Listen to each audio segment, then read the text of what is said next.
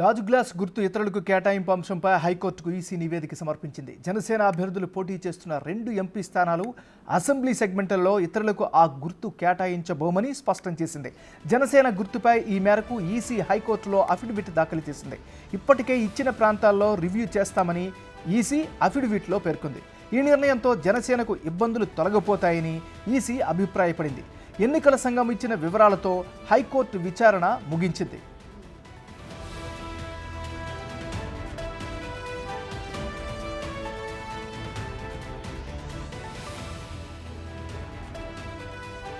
బులెటిన్లో మనం breaking news చూస్తున్నాం. గాజు గ్లాస్ గుర్తు ఇతరులకు కేటాయింపు అంశంపై హైకోర్టుకు ఈసీ నివేదిక సమర్పించింది.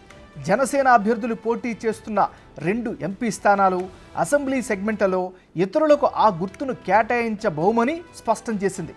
జనసేన గుర్తుపై ఈ మేరకు ఈసీ హైకోర్టులో అఫిడవిట్ దాఖలు చేసింది. ఇప్పటికే ఇచ్చిన ప్రాంతాల్లో రివ్యూ చేస్తామని ఈసీ అఫిడవిట్లో తెలిపింది. ఈ నిర్ణయంతో జనసేనకు ఇబ్బందులు తొలగిపోతాయని ఈసీ అభిప్రాయపడింది.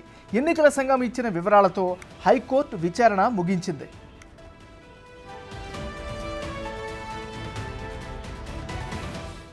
బ్రిటన్ మనం బ్రేకింగ్ న్యూస్ చూస్తున్నాం. గాజు గ్లాస్ గుర్తు ఇతరులకు కేటాయింపు అంశంపై హైకోర్టుకు ఈసీ నివేదిక సమర్పించింది.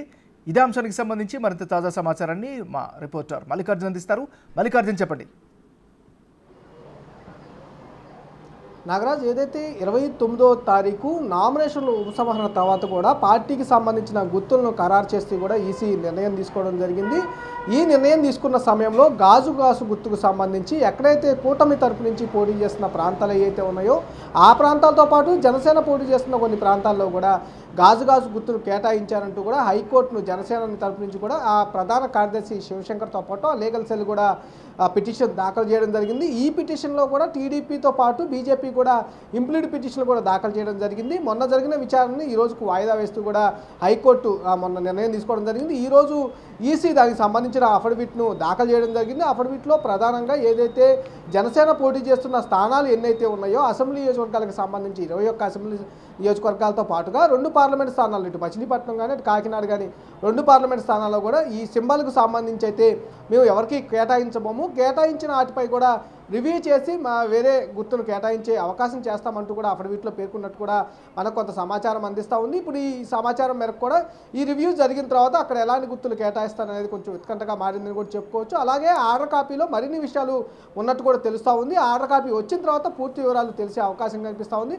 ఇప్పటివరకు అయితే ఏదైతే అఫిడవిట్ దాఖలు చేశారో ఆ అఫిడవిట్ని బేస్ చేసుకొని కూడా ఈ కేసుకు సంబంధించి అయితే హైకోర్టు క్లోజ్ చేసింది. Nagaraj. Right, thank you Mallikarjun. For more videos like this, subscribe Big TV channel.